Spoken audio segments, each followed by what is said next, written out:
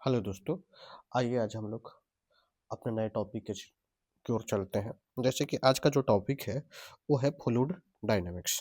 क्या पढ़ेंगे हम लोग? Fluid dynamics.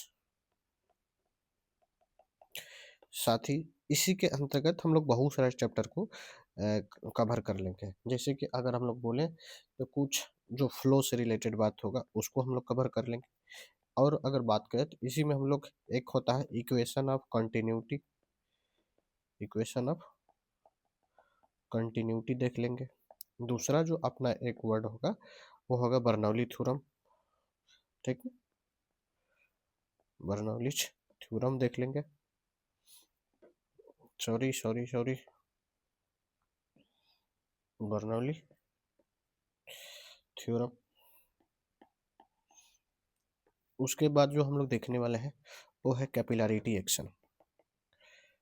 कैपिलरिटी एक्शन देख लेंगे और इससे रिलेटेड जो भी पॉइंट होगा सारी चीज़ों को हम लोग बात कर लेंगे। तो मतलब फ्लूइड डायनेमिक्स में जो मुख्य रूप से हम लोगों को जो कवर करने का पॉइंट है वो चार ही है। कितने पॉइंट है? चार पॉइंट है। तो आइए हम लोग टाइम को विलम्ब किए बिना स्टार्ट करते हैं। जैसे कि अगर हम बात कर रहे हैं, क्या बात कर रहे हैं? Fluid dynamics. ठीक ना, फ्लूइड डायनेमिक्स समझना सबसे ज़्यादा इम्पोर्टेंट है। चैप्टर का नाम ही समझना ज़रूरी है, तब और मज़ा आ जाएगा। देखो फ्लूइड होता क्या है मेरे भाई? फ्लूइड का मतलब क्या होता है? हर वो चीज़ जिसमें फ्लो करने की टेंडेंसी हो। जो फ्लूइड किसे बोलते हैं? हर वो चीज़ जिसमें फ्लो करने की क्या हो?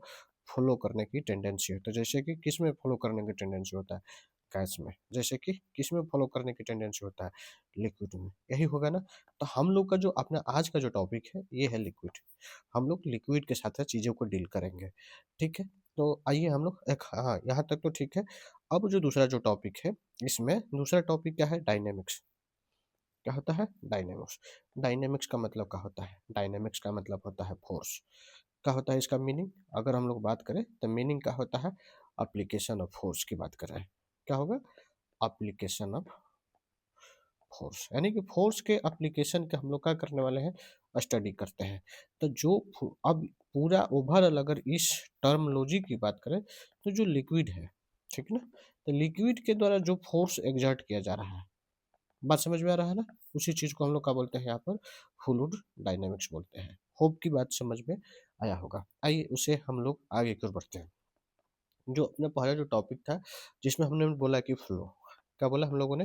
फ्लो। तो फ्लो जो होगा, फ्लो का मतलब बहाव बोलते हैं। ठीक है, तो बहाव भी दो प्रकार का होगा। जिसमें पहला जो अपना बहाव होगा उसको हम लोग बोलते हैं स्टीडी फ्लो। क्या बोलेंगे? बोलो।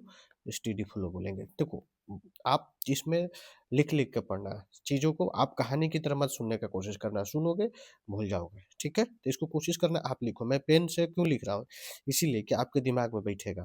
तो देखो फ्लो जो होगा या तो स्टीडी फ्लो कहते हैं या इसी को हम लोग स्ट्रीम लाइन फ्लो भी बोलते हैं। स्ट्रीम लाइन फ्लो भी बोलते हैं। बात समझ में आ रहा है? ये दो बातें। दूसरी अगर हम लोग बात करें इसी में, तो एक होता है नॉन स्टीडी। ठीक ना, क्या बोला? Non steady. इसको भी हम लोग देख लेंगे क्या होता है, या हम लोग नॉन स्ट्रीमलाइन फ्लो को समझेंगे बाद में। अभी एक एक करके समझते हैं। जैसे कि हम लोगों ने बात किया है, पहला जो टॉपिक है इसमें क्या पढ़ना है? Steady flow. स्टीडी हम फ्लो की बात करने वाला है। किसकी? Steady flow. स्टीडी फ्लो कहने का मतलब क्या है? अगर ये समझ में आने लगेगा तो आधा प्रॉब्लम तो सॉल्व ही हो जाएगा। ठीक ना। स्टीडी फ्लो कहने का मतलब क्या है, या इसी को हम लोग स्ट्रीमलाइन फ्लो कहते हैं। तो मतलब देखो होता क्या है इस केसेस में कि आप देखे होंगे, मान के चलो कि कोई चैनल है। ठीक ना, चैनल का मतलब नाली। अपने रीजनल भाषा में हम लोग उसको क्या बोलते हैं? मान के चलो कि ये कोई, ठीक ना, ऐसे करके नाली हो गया।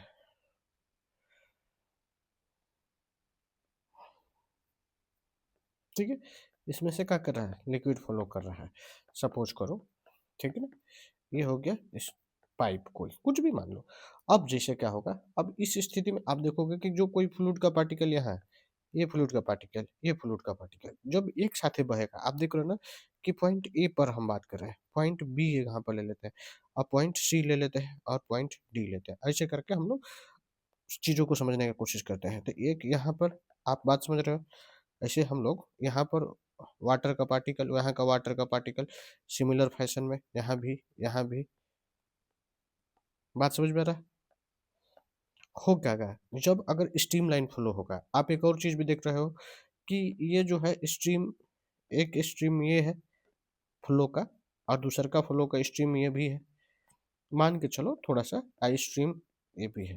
तो जब अगर स्ट्रीम स्टीडी फ्लो होगा, या इसी को बोलते हैं स्ट्रीम लाइन फ्लो, तो जब स्ट्रीम लाइन फ्लो होगा तो जो ए पर जो पार्टिकल है, ए पर पार्टिकल है, उसको बी तक पहुंचने में जो समय लगेगा, ठीक ना, वहीं अगर 1 2 3 इसमें भी कर दे तो पार्टिकल 1 को बी तक पहुंचने में जो समय लगेगा, वही टाइम 2 को बी तक पहुंचने में लगेगा, वही टाइम 3 को बी तक पहुंचने में लगेगा। बात समझ में आ रहा है हम कहना क्या चाह रहे हैं? साथ ही एक और बात, जब ये फ्लो करेगा तो ऐसा नहीं होगा कि जो स्ट्रीम 1 जो है, क्या मैंने बोला, स्ट्रीम स्ट्रीम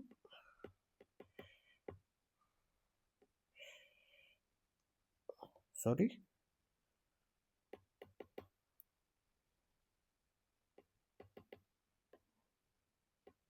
अगर बोले स्ट्रीम 1 स्ट्रीम 2 स्ट्रीम 3, तो अगर और एक बात करें तो ऐसा भी नहीं होगा कि स्ट्रीम 1 जो है स्ट्रीम ऐसे जाकर इसके साथ मिल जाए, और स्ट्रीम 2 1 जो है 2 के साथ ही आकर मिल जाए, या 3 के साथ मिल जाए, ऐसा भी नहीं होगा। बात समझ में आएगा? स्ट्रीम फ्लो कहने का मतलब यही है।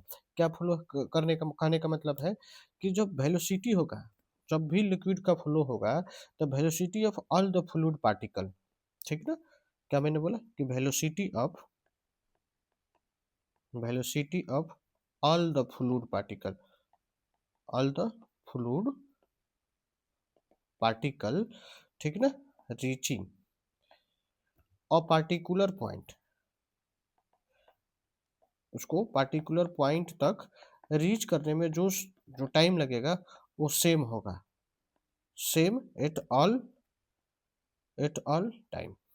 बात समझ में आ रहा है? हमने बोला ना, क्या बोला कि जैसे स्टीम मान के चलो 3 स्टीम बह रहा है एक पाइप के थ्रू, तो अब हो गया क्या कि उसको ए से बी तक जाना है, ए से बी तक, साथ ही स्टीम 1 2 3 जो था, तो ये पार्टिकल 1 है, जो 1 पार्टिकल को बी तक जाने में जो टाइम लगा होगा, इसको मान लीजिए T1 टाइम लगा, तो 2 को भी तो यहाँ जाने में T1 ही टाइम लगेगा, इसको भी T1 ही टाइम लगेगा। बात समझ में आ रहा है? साथ ही जो स्टीम जो है एक दूसरे को कभी क्रॉस भी नहीं करता है। तो एक तो बात समझ आए कि velocity of all the fluid particle reaching the particular point is same at all time, ये हो गया पहला। किसमें ये हो जाता है? स्टीम लाइन पर। आप जब इंजीनियरिंग करोगे ना, तो ये आपको होता है क्या है कि इसको लैब में जाकर इस पर एक्सपेरिमेंट किया जाता है, एक लैब का क्लास भी रहता है। ये हो गया स्टडी फ्लो का। साथ ही हमने बोला कि एक दूसरे को स्ट्रीम जो लाइन होता है, स्ट्रीम जो लाइन होता है, do not intersect, do sorry do not intersect to each other. बात समझ में आ गया? ये एक दूसरे को कहीं पर इंटरसेक्ट भी नहीं करते हैं, ठीक है। तो ऐसा जो फ्लो होगा इसी को हम लोग क्या बोलते हैं? स्टीडी फ्लो बोलेंगे। क्या बोलेंगे? Steady flow. अब इसी का जो अपोजिट होगा, इसका जब स्टीडी का जब अपोजिट होता है, उसको क्या बोलते हैं? उसको हम लोग नॉन स्ट्रीमलाइन बोलते हैं। उसको यही बोलेंगे ना, उसको हम लोग नॉन स्टीडी बोलते हैं। बात समझ में आ गया कि जब यहाँ तक नॉन स्टीडी किसको बोलेंगे? स्टीडी तो ये समझ में आ गया। अपोजिट इसका होता है non steady. Non steady, non steady flow कब होगा? जब एक और बात, जब वेलोसिटी जो हो ना, वेलोसिटी वेरी हाई हो, या कह सकते हैं एक और बात, क्या कह सकते हैं, और भी कह सकते हैं कि जब क्रिटिकल वेलोसिटी जो हो, तो क्या बोलते हैं हम? क्रिटिकल वेलोसिटी, क्रिटिकल वेलोसिटी क्या हो? More than the normal velocity, normal velocity. अब उस स्थिति में कहा जाएगा, वहाँ पर नॉन स्टीडी टाइप का फ्लो दिखने को हम लोगों को मिलने जाता है। बात समझ में आ गया कि स्टीडी क्या है, नॉन स्टीडी क्या है? होप की चीज़ें समझ में आ गया। यहाँ तक तो ठीक है। एक और बात इसी में समझते हैं, एक बड़ी टर्मिनोलॉजी यूज होता है जिसको हम लोग बोलते हैं टर्मिनल वेलोसिटी। क्या मैंने बोला? Terminal velocity. टर्मिनल वेलोसिटी किसे कहते हैं? देखो मेरे भाई, आ जाओ समझो। जब क्या होता है कि कोई बॉडी होता है, ठीक ना? अब जब कोई बॉडी हो गया, कोई विस्कस मीडियम हो गया, ठीक ना? मान के चलो कि कोई विस्कस मीडियम मतलब कोई ये हो गया लिक्विड, समझने की कोशिश करने का, हो गया, आ जाओ। तो कोई इसमें मान लो कि ये सॉलिड पार्टिकल है, ठीक है ना? ये सॉलिड पार्टिकल है, इधर फ्लो हो रहा है, लिक्विड का फ्लो हो रहा है।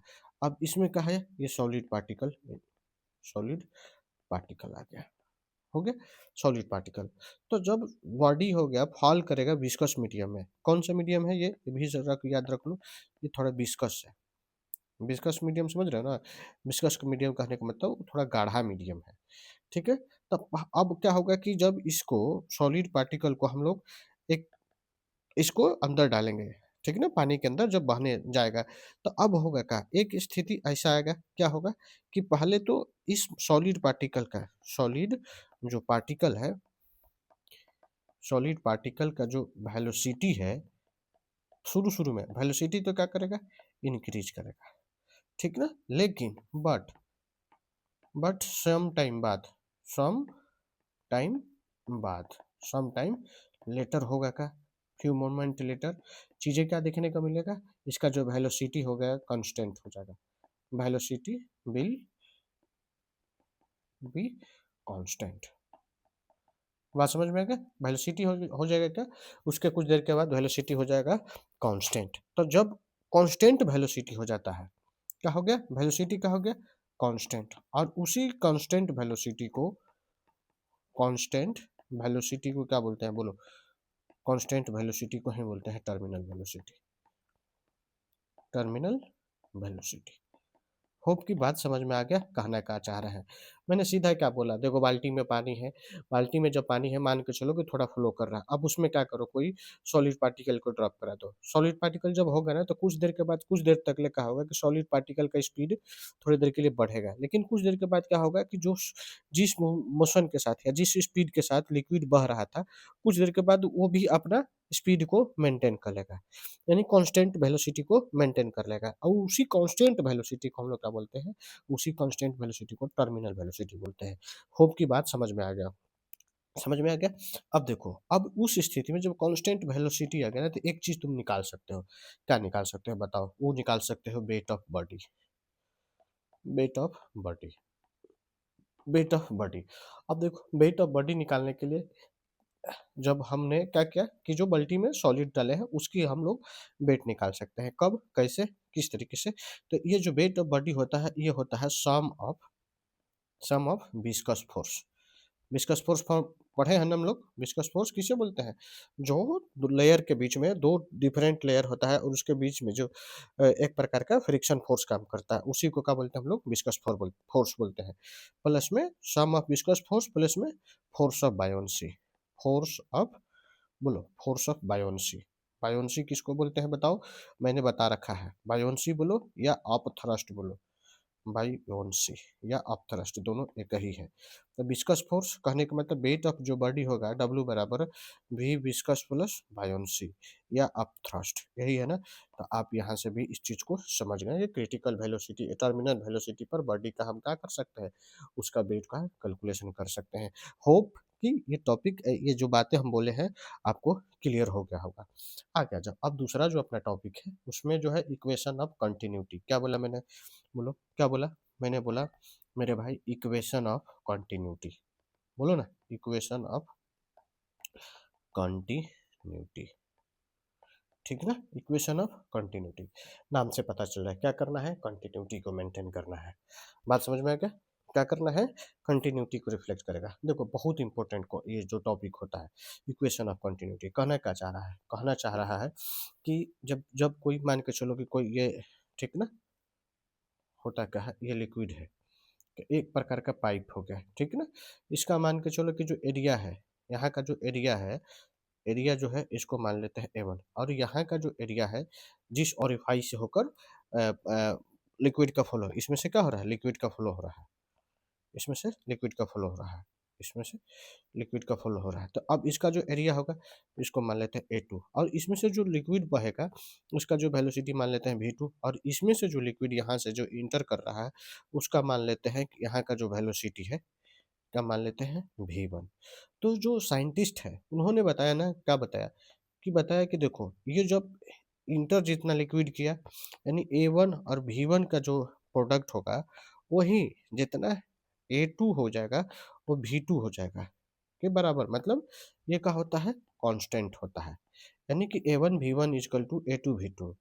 बात समझ में आ रहा है? मतलब कहने का मतलब क्या है, इस स्टेटमेंट का मीनिंग क्या है, इस स्टेटमेंट का अगर हम लोग मीनिंग निकालने की कोशिश करेंगे तो क्या निकालेंगे मेरे भाई, मीनिंग ये है, मीनिंग ये है कि देखो मीनिंग क्या है कि वेलोसिटी, ठीक ना, वेलोसिटी इंक्रीज कब करेगा, वेलोसिटी इंक्रीज कब करेगा, जब एरिया छोटा होगा, ठीक ना। अब ये बात समझ में, मेरे कहने का मतलब क्या है कि वेलोसिटी इंक्रीज कब करेगा, जब एरिया, यानी कि ये यहाँ पर देखो ये जो एरिया छोटा है और यहाँ का जो एरिया बड़ा है, तो इस स्थिति में यहाँ का जो वेलोसिटी होगा थोड़ा ज़्यादा होगा, जो V1 होगा ज़्यादा होगा कंपेयर टू V2 के। बात समझ में आ गया, ये कहना चाह रहा है, मतलब ये है कि जो वेलोसिटी जो है इन्वर्सली प्रोपोर्शनल है किसके, एरिया के, ये कहना चाह रहे थे।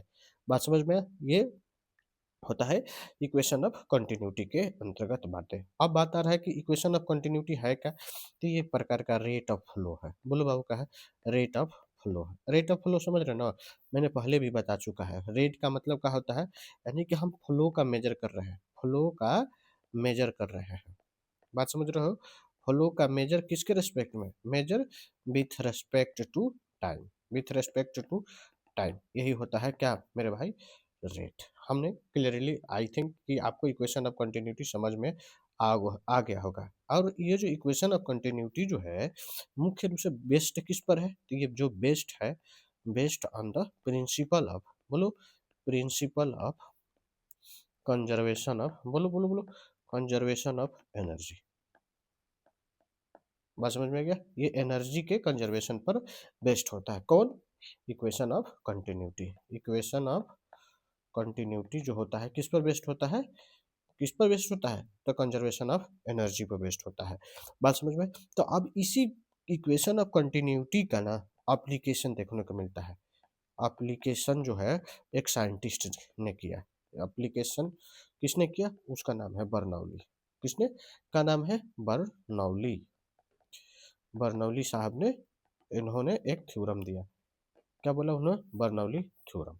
क्या है बर्नौली थ्योरम, मतलब एक और बात, ये जो बर्नौली थ्योरम है कब वैलिड है, तो वैलिड है at the, at the ideal fluid के कंडीशन में। किसके केसेस में वैलिड है, आइडियल फ्लूइड के फ्लो के केसेस में ये वैलिड है। ये आइडियल फ्लूइड फ्लो, या हम कह सकते हैं कि एक प्रकार का स्ट्रीम लाइन फ्लो के केसेस में ये वैलिड होगा। ठीक है, आ जाओ।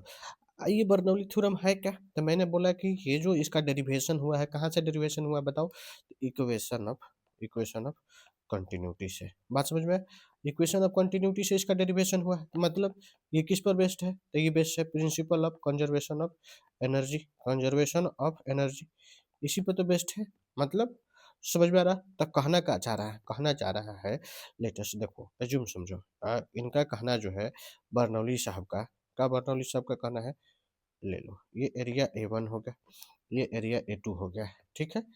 अब क्या करेगा, जब लेटेस्ट थोड़ा सा और आगे क्यों, ये हो जाएगा, ठीक है। अब मान के चलो कि कुछ हाइट पर है, कुछ हाइट H1 है, और ये जो एरिया है, इसका जो हाइट है इसको H2 बोलते हैं। अब इसका देखो, अगर हम लोग बात करें तो ये भी H1 हो जाएगा, तो ये क्या आ जाएगा H2 माइनस H1 आ जाएगा, यही होगा ना, यहाँ तक तो ठीक है। तो साथ ही अगर इसका, अगर हम लोग एरिया देख ले तो इसका एरिया A1 मान लो, और यहाँ से जो प्रेशर होगा P1 मान लो, यहाँ भी प्रेशर नहीं होगा ना, यहाँ भी प्रेशर मान लो P2 और प्रेशर होगा P1, ठीक है। होप की चीज़ें समझ में आए। तो बर्नौली साहब ने क्या बोला, बर्नौली साहब ने बोला कि देखो ये जो प्रेशर गैप है, प्रेशर गैप है जो P2 माइनस P1 जो है, ठीक ना, वो किस पर निर्भर करेगा, वो निर्भर करेगा रो जी H2 माइनस H1 पर। बस में, यानी कि डेल्टा पी का जो वैल्यू होगा किसके बराबर होगा, रो जी एच के बराबर होगा। ये पहले भी हम लोग प्रेशर जब पढ़ रहे थे तो वहाँ समझे थे इस बात को।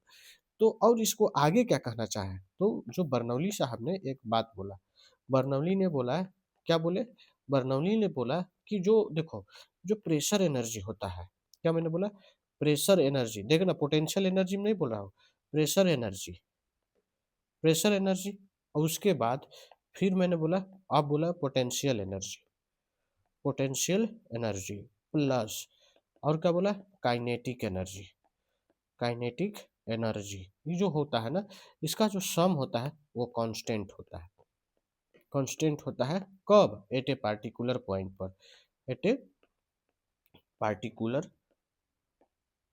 पॉइंट पर।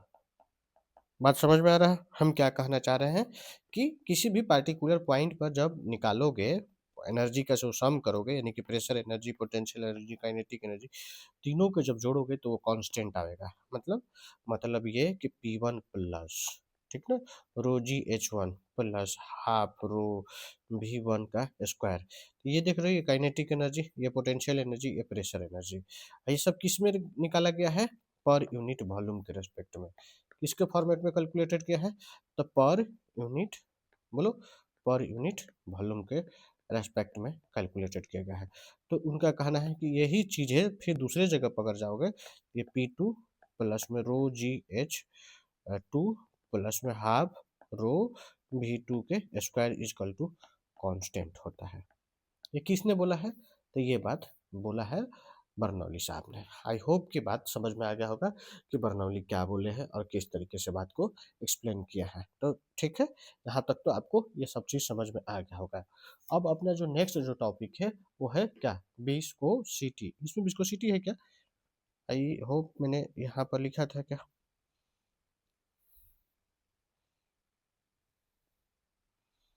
आ जाओ आ जाओ आ जाओ आ जाओ, यहाँ पर इक्वेशन ऑफ कंटिन्यूटी देखा, बर्नौली थ्योरम देखा, अब हम लोग को देखना है कैपिलरिटी एक्शन। आई होप कि विस्कोसिटी मैंने पढ़ा दिया हो, लग तो रहा है कि मैंने इसको कवर कर चुका है, लेकिन अगर नहीं किए हैं तो आइए इसमें थोड़ा सा समझ ही लेते हैं है क्या, आ ही जाओ, ठीक ना, कवर कर ही लेते हैं कि डाउट वाउट ना रहे। आ जाओ, मैंने क्या बोला, मैंने बोला विस्कोसिटी, ठीक ना, हम लोगों ने क्या बोला, विस्को, विस्कोसिटी, विस्कोसिटी है क्या, तो एक प्रकार का फेनोमेना है, क्या है भाई, फेनोमेना, फेनोमेना मतलब घटना, और ये घटना कहाँ है, तो ये एक प्रकार का घटना मतलब एक प्रकार का प्रॉपर्टी को शो करता है, किसके, लिक्विड के विथ इन द लेयर, ठीक ना। ये एक विस्कोसिटी बताता है, किस चीज को बताता है, तो ये बताता है कि फ्लूइड के अंतर्गत फ्रिक्शन क्या है, किस चीज को बताएगा, फ्लूइड फ्रिक्शन को कैलकुलेट करेगा, कौन बताएगा, विस्कोसिटी। देखो, विस्कोसिटी फ्लूइड फ्रिक्शन का होता है, हम लोग नॉर्मल फ्रिक्शन पढ़े थे ना, याद करो, या सॉलिड फ्रिक्शन, नॉर्मल फ्रिक्शन कहो या सॉलिड फ्रिक्शन कहो, पढ़े थे कि नहीं पढ़े थे, तो ये क्या करता था, ये कोई मान के चलो ये ऑब्जेक्ट है, सॉलिड है, यहाँ पर ये सरफेस पर हम लोगों ने कहा कि इस पर फोर्स लगाया, तो जस्ट इसके अपोजिट डायरेक्शन में, रिलेटिव जो वेलोसिटी होता है उसके अपोजिट डायरेक्शन में क्या होता है, एक फ्रिक्शन काम करता है, यही होता है ना। सिमिलर फिनोमेना ये फ्लूइड में भी अकर्स होगा। देखो, मान के चलो कि कोई लेयर वन ये है, लेयर टू ये है, लेयर थ्री ये है, लेयर फोर ये है, लेयर फाइव ये है, तो ये L1, ये L2, L3, L4 और L5, ठीक ना। अब बात समझो, तो अब क्या है, ये लिक्विड इधर की ओर बह रहा है, तो जब लिक्विड L1 इधर बह रहा है तो इसके जस्ट जो नीचे वाला लेयर L2 है, तो इसमें एक प्रकार का फ्रिक्शन जनरेट होगा, कौन सा फ्रिक्शन जनरेट होगा, तो उसी फ्रिक्शन को क्या बोलते हैं हम लोग, उसको बोलते हैं विस्कोसिटी, या इसी को हम लोग नया नाम जो देते हैं उसको नाम क्या देते हैं, उसको देते हैं नाम फ्लूइड फ्रिक्शन, क्या बोलते हैं बोलो, फ्लूइड, फ्लूइड फ्रिक्शन बोलते हैं, फ्लूइड फ्रिक्शन कहो, या हम लोग कहेंगे इसी चीज को क्या बोलते हैं, विस्कस फोर्स, बोलो, विस्कस फोर्स बोलते हैं। बात समझ में, विस्कस फोर्स किसे बोलते हैं, होप की चीजें समझ में आ गया, ये अपोज करता है रिलेटिव स्पीड को, ठीक है। अब यहाँ पर समझने की कोशिश करते हैं एक और बात, मैंने बोला कि जब आप एक और चीज एनालिसिस क्या होगा कि भाई, जब ये वाला ऊपर इधर की ओर बह रहा है तो नीचे वाला को रोकेगा, वैसा ही जब ये जा रहा है तो ये इधर वाला के जो रोकने वाला है, तो ऐसे करके कहने का मतलब क्या हो जाता है, अगर स्पीड देखें तो स्पीड जो होता है, स्पीड ऑफ लिक्विड, ठीक ना, स्पीड ऑफ जो लिक्विड होगा, liquid according to, according to depth, depth क्या हो जाएगा, वो डिक्रीज करता जाएगा। बात समझ में आ गया? मतलब ऊपर से नीचे जब जाएंगे तो जो ऊपर का जो लिक्विड होता है उसका फ्लो ज़्यादा होता है कंपेयर टू नीचे वाला के लेयर वाला जो होता है, ठीक ना, यहाँ तक तो समझ में आ गया। मतलब समझ में आ गया कि स्पीड, स्पीड डिक्रीज करेगा, कब, कब करेगा, जब डेप्थ, डेप्थ इंक्रीज करेगा। होप की बात समझ में आ गया, ये भी यही पॉइंट है, ठीक ना। तो आप इस बेसिस पर क्या सीख रहे हो, अगर अरेंज करना हो, ऑर्डर में हम लोग अरेंज करें स्पीड के अकॉर्डिंग, तो सबसे ज़्यादा स्पीड किसका होगा, L1 का, उसके बाद L2 का, उसके बाद L3 का, उसके बाद से L4 का, ठीक ना। ऐसे करके वेलोसिटी का यानी स्पीड का ऑर्डर होगा। होप की बात क्लियर हो गया होगा। आओ हम लोग एक और बात समझेंगे, क्या समझेंगे मेरे भाई, वेलोसिटी ग्रेडियंट, बोलो क्या समझेंगे, वेलोसिटी ग्रेडियंट। देखो हमने पहले भी एक चीज़ बहुत बारीकी से बार बार बोला है, क्या बोला है, कि जब एक होता है रेट और एक होता है ग्रेडियंट, ठीक ना। रेट जब भी होगा किसके रिस्पेक्ट में जब मेजर किया जाएगा, वो टाइम के रिस्पेक्ट में, टाइम के रिस्पेक्ट में जब किसी का भी रेट निकाला जाता है तो टाइम के रिस्पेक्ट में। ग्रेडियंट किसके रिस्पेक्ट में निकाला जाता है, तो वो लेंथ के अकॉर्डिंग, लेंथ हो, ब्रेथ हो या हाइट हो। बात समझ में आ गया? तो ग्रेडियंट किसके रिस्पेक्ट में निकाला जाएगा, लेंथ, हाइट, ब्रेथ, किसी के रिस्पेक्ट में निकाला जाए, मतलब डिस्टेंस के रिस्पेक्ट में निकाला जाता है। Gradient always measure with respect to, with respect to, बोलो, डिस्टेंस। होप की बातें समझ में आ गया, तो आधा तो प्रॉब्लम ये सॉल्व हो गया। ग्रेडियंट से है, वेलोसिटी तो समझ ही रहे हैं कि क्या होता है। तो ये क्या है, वेलोसिटी ग्रेडियंट यानी कि VG, VG क्या है, डेल्टा चेंज यानी कि चेंज इन वेलोसिटी, अब बटा में ग्रेडियंट यानी कि चेंज इन हाइट हो जाएगा। हमने ग्रेडियंट बोला है और हम लोग का ये है हाइट लिए, हाइट ही क्यों लेंगे, देखो आ जाओ, ये मैंने बोला एक लेयर, ये एक लेयर 2, लेयर 3, लेयर 4, लेयर 5, ऐसे करके हो गया। तो यहाँ से ये वाला यहाँ पर, फिर ये, फिर ये, तो अब मेरे देखो ये जो गैप हो गया है, अगर V1 यहाँ पर मान लेते हैं 10 मीटर पर सेकंड है, यहाँ V2 जो मान लेते हैं 8 मीटर पर सेकंड है, यहाँ पर V3 मान लेते हैं कि 6 मीटर पर सेकंड है, ऐसे होगा ना। तो अब यहाँ पर क्या होगा, अगर डेल्टा V निकाल लें तो डेल्टा V का आ जाएगा, तो 8 माइनस 8 हो जाएगा, यानी कि 2 मीटर पर सेकंड आ जाएगा वेलोसिटी। बात समझ में? अच्छा इसी जो वेलोसिटी का जो डिफरेंस होता है इसी को तो क्या बोलते हैं, रिलेटिव वेलोसिटी भी बोलते हैं। क्या बोलते हैं बोलो, रिलेटिव वेलोसिटी भी बोलते हैं। पहले पीछे में सब ये सब पढ़ चुके हैं, मतलब उतना बड़ा रॉकेट साइंस नहीं है। तो हम लोग VG यहाँ पर समझ में आ गया कि वैल्यू कैसे निकालेंगे, तो डेल्टा V निकाल लो, ये 2 आ जाएगा, इनके बीच का हाइट कितना आ जाएगा, वो मान के चलो कि अगर 1 हो गया तो 1 हो जाएगा, ये कितना आ जाएगा 2 मीटर आ जाएगा ना, तो 2 मीटर पर सेकंड और हाइट भी हो जाएगा मीटर, तो आप देख रहे हो मीटर से मीटर कैंसल, तो जो VG आएगा कितना आ जाएगा 2 सेकेंड इनवर्स। एक और बात यहाँ से क्या देखने को मिला, हाँ देखने की चीज़ मिला, क्या मिला, इसका यूनिट, तो यूनिट, सॉरी इसका, किसका यूनिट, तो वेलोसिटी ग्रेडियंट का यूनिट क्या होगा बताओ, तो यूनिट हो जाएगा मेरे भाई सेकेंड इनवर्स, बोलो सेकेंड इनवर्स। बात समझ में, इसी का यूनिट होगा, और डायमेंशन निकालोगे तो क्या आ जाएगा, तो आप एक वो चीज़ दिख रहा है ना, क्या दिख रहा है मेरे भाई, एक चीज़ दिख गया कि जब सेकेंड इनवर्स है यानी तो इसमें मास है नहीं, लेंथ भी नहीं है, टी है, तो इनवर्स है ना तो -1 लगा दोगे, यही होता है ना। मैंने ऑलरेडी सब यूनिट एंड डायमेंशन में पूरे तरीके से हम लोगों ने वो बात कर चुका है, तो आपको यहाँ तक तो ठीक है, समझ गया होंगे कि हम कहना क्या चाह रहे थे। अच्छा अब यहीं हम लोग और बात किए थे, क्या बात किए थे, विस्कस फोर्स की बात किए थे, किसकी बात किए थे मेरे भाई, जो विस्कोसिटी जब देख रहे थे तो हम लोग एक और चीज़ देखा था, विस्कस फोर्स, क्या देखा था यहाँ पर, विस्कस फोर्स। तो अगर हम लोग बात करें इसी विस्कस फोर्स की, विस्कस फोर्स किसे कहते हैं, तो किसे कहते हैं मेरे भाई, तो ये एक प्रकार का फोर्स है, कैसा फोर्स है, तो ये फोर्स है, एक्ट कब कब कर देगा, तो act between the, between the layer of fluid, जो लेयर होते हैं फ्लूइड के उनके बीच में यह ऑलवेज काम करेगा।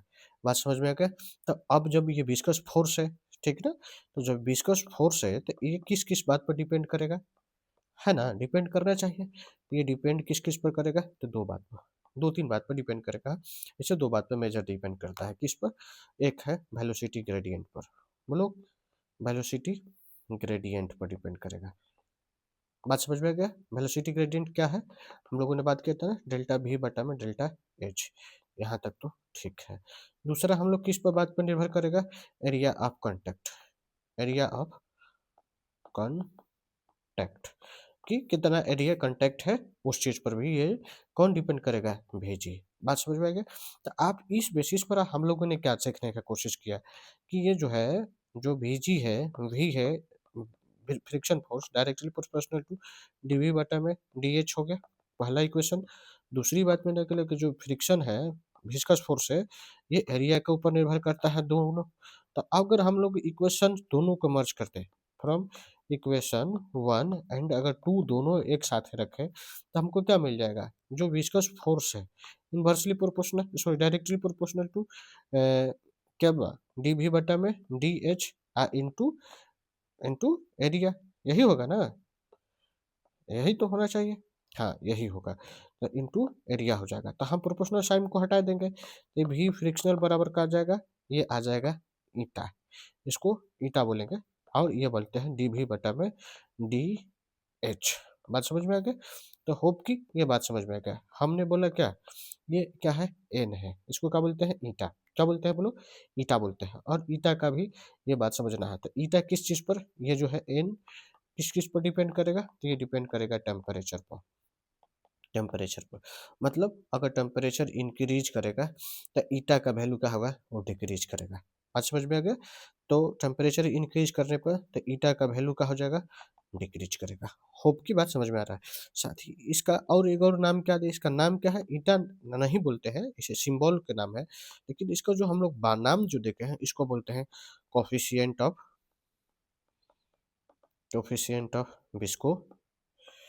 विस्कोसिटी। बात समझ में आए? कोफिशिएंट ऑफ विस्कोसिटी बोलते हैं। इस मैंने एक और भी बता दिया कि कोफिशिएंट ऑफ विस्कोसिटी ये बताता है किस चीज़ को? तो ये मेजर करता है किस चीज़ को? कि लिक्विड जो है, लिक्विड लिक्विड जो है वो कितना गाढ़ा है। गाढ़ा समझ रहे हो ना? गाढ़ापन मतलब जैसे नहीं होता है कि कितना, मतलब मोटा, थिकर बोलते हैं, वो कितना है। होप की चीज़ें समझ में आ गया। इस सब का यूनिट वगैरह होता है और यूनिट एंड डायमेंशन जिसे मैंने पीछे में बता चुका है, आप देख लेना कैसे निकालते हैं। देखो आप एक यूनिट वगैरह होता है, इसको हम लोग बोलते हैं क्या? पॉइज। पॉइज क्या है? ऐसा यूनिट है। बात समझ में आया? इसका जो सीजीएस में समझते हो ना, सीजीएस सिस्टम मैंने बताया था कहाँ है, पीछे के वो, तो वहाँ पर इसको हम लोग बोलते हैं डाइन सेकेंड सेंटीमीटर स्क्वायर भी। ये भी इम्पोर्टेंट यूनिट है, तो आप इसको कोशिश करना थोड़ा सा रिकल करने का। होप की बात समझ में आ रहा है, हम कहना क्या चाह रहे हैं, विस्कस फोर्स भी समझ में आ गया होगा। और एक बात आता है, थोड़ी सी समझने का कोशिश कर रहे हैं, क्या नाम है? Stokes theorem. क्या समझना है हम लोगों को? जो समझना है वो है स्टोक्स थ्योरम। आ जाओ, नए का टॉपिक है इसी में, स्टोक्स थ्योरम। कौन सा थ्योरम? Stokes theorem. आ जाओ, स्टोक्स थ्योरम का होता है। तो जो स्टोक्स थ्योरम किसे कहते हैं उसको देखने का कोशिश करते हैं कि स्टोक्स थ्योरम किसे कहते हैं। आ जा, ये ओ है, ठीक है। स्टोक्स जो है ना, इनका कहना है ना कि, क्या कहना है कि जब जो ये जो रिलेशन तब बिल्डअप होगा, सॉलिड प्लस लिक्विड एक दूसरे के कांटेक्ट में होगा। बात समझ में आ गया? जब सॉलिड और लिक्विड एक दूसरे के कांटेक्ट में हो तब ये चीज़ें हम लोगों को विजिबल होता है। कौन सी विजिबल होगा? स्टोक्स थ्योरम, ठीक ना? सॉलिड लिक्विड जब एक साथे को एग्जिस्ट करे, ठीक ना? समझने की कोशिश करते हैं। देखो स्टोक्स साहब ने क्या कहा कि देखो होता है क्या है ना कि जब कोई भी लिक्विड फ्लो कर रहा है, हमने क्या किया, इसमें एक कोई सॉलिड पार्टिकल को इंसर्ट कर दिया। तो अगर लिक्विड अगर इधर की ओर फ्लो कर रहा है, इधर फ्लो कर रहा है ना, तो अब जब इधर फ्लो कर रहा है तो आप देखोगे क्या, फ्लो कर रहा है, ये सॉलिड पार्टिकल है। बोलो क्या है? सॉलिड पार्टिकल है। बात समझ रहे हो? तो सॉलिड पार्टिकल है, लिक्विड जब इधर की ओर फ्लो कर रहा है तो एक प्रकार का फोर्स काम करेगा लिक्विड के द्वारा, उसको बोलते हैं क्या, क्या बोलते हैं उसको, विस्कस फोर्स बोलते हैं। याद है ना, क्या बोलते हैं इसको, विस्कस फोर्स बोलते हैं, विस्कस फोर्स बोलते हैं। नीचे भी काम करेगा, विस्कस फोर्स भी काम करता है। होप की बात समझ में आ रहा है। तो उनका कहना है, क्या कहना है, तो स्टोक्स साहब का, कि स्टोक्स साहब ने बोला कि देखो मेरे भाई, ये जो आप सॉलिड जो पार्टिकल है या जो भी है, तो उसका जो विस्कस फोर्स है, ये जो विस्कस फोर्स है, ये डिपेंड करेगा, क्या करेगा, डिपेंड करेगा। तो डिपेंड करेगा, डिपेंड करेगा किस पर डिपेंड करेगा। उनका कहना है कि सॉलिड का जो शेप है, साइज है, उस पर निर्भर करेगा। साथ ही जो स्पीड है, स्पीड ऑफ ऑब्जेक्ट, बात समझ में आ रहा है? स्पीड ऑफ ऑब्जेक्ट क्यों, याद है हम लोगों ने पढ़ा था kinetic friction, static friction. Hope कि आपको क्लियरिटी होगा। और उन्होंने एक और बात तो बताया, किस पर निर्भर करेगा, तो उन्होंने बताया कि जो लिक्विड है, ठीक ना, तो विस्कोसिटी ऑफ फ्लूइड, यानी किस फ्लूइड में अगर वो क्या कर रहा है, दौड़ रहा है, जो सॉलिड मटेरियल फ्लो कर रहा है, बह रहा है, बात समझ में आ रहा है। तो उन्होंने विस्कस फोर्स को बताया कि तीन चीज़ों पर निर्भर करेगा, किस पर, shape, size, speed of object, साथ ही विस्कोसिटी ऑफ फ्लूइड के ऊपर निर्भर करेगा। तो मतलब ये है कि उनके द्वारा, एक और बात है, स्टोक्स थ्योरम जो है, स्टोक्स थ्योरम वैलिड किनके, किस किस किस के लिए वैलिड है, in case of in case of solid sphere, ठीक है ना, सॉलिड पार्टिकल के केसेस में, स्फेयर के केसेस में ये वैलिड है। मान लेते हैं कि जो डस्ट पार्टिकल है, कोई भी पार्टिकल है, जो सॉलिड है, तब ये चीज़ होता है। अब उनका कहना है कि जो विस्कस फोर्स है, जो विस्कस फोर्स है, ये विस्कस फोर्स क्या होता है, तो उन्होंने बताया कि जो विस्कस फोर्स जो होता है, वो होता है के इंटू आर, ठीक ना, भी और एन के ऊपर निर्भर होता है। तो उन्होंने बोला कि भाई के क्या है, तो के बोला कि उन्होंने कांस्टेंट है, क्या है, एक प्रकार का कांस्टेंट है, क्या है, ये कांस्टेंट है।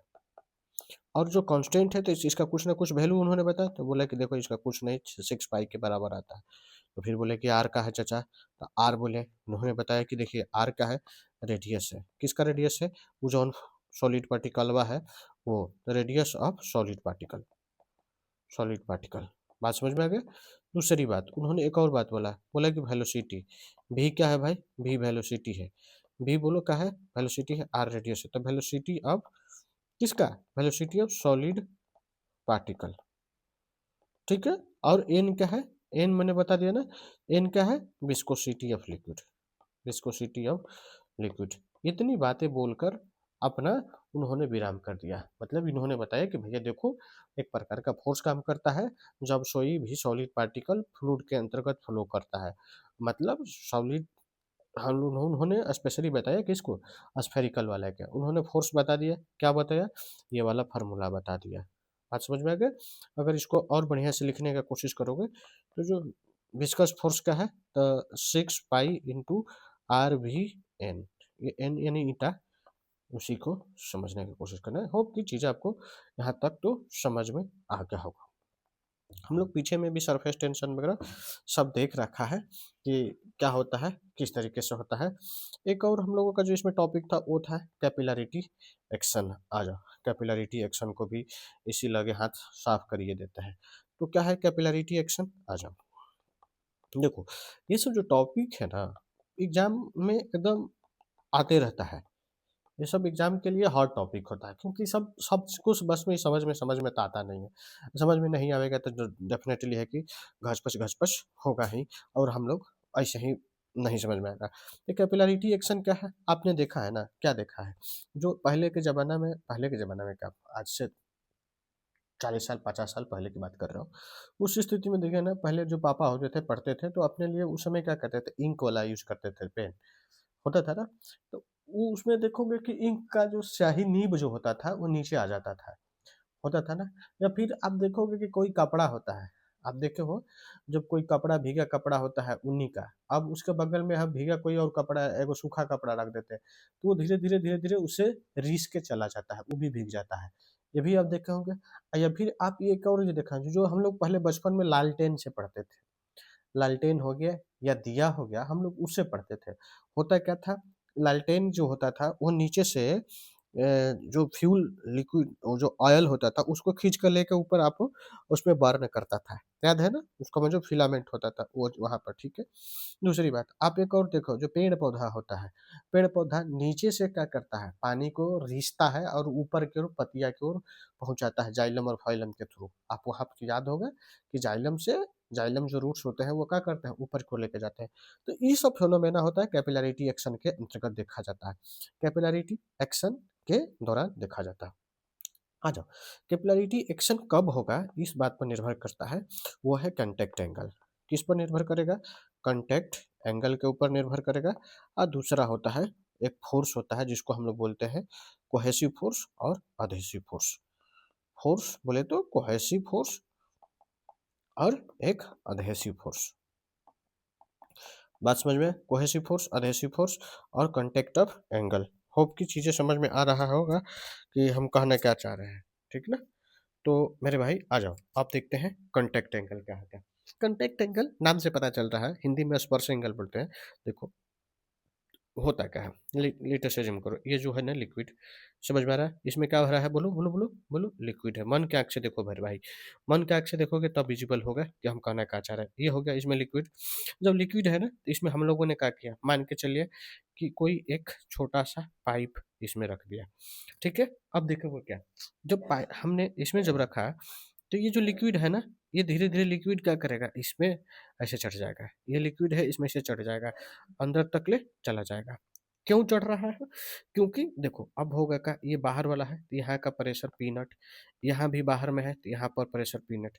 लेकिन जो ये जो पाइप है ना, पाइप के अंदर जो प्रेशर होता है, मान के चलो P1, तो होता क्या है कि पी नट जो है, ठीक है। अगर हम लोग बात करें ए, पॉइंट ए हो गया और पॉइंट बी हो गया, तो जो पॉइंट ए पर जो प्रेशर है और पॉइंट बी पर जो प्रेशर है, दोनों बराबर होगा पी नट के बराबर, यानी कि एटमॉस्फेयर के बराबर होता है। एटमॉस्फेरिक प्रेशर को हम लोग पी नट मानते हैं।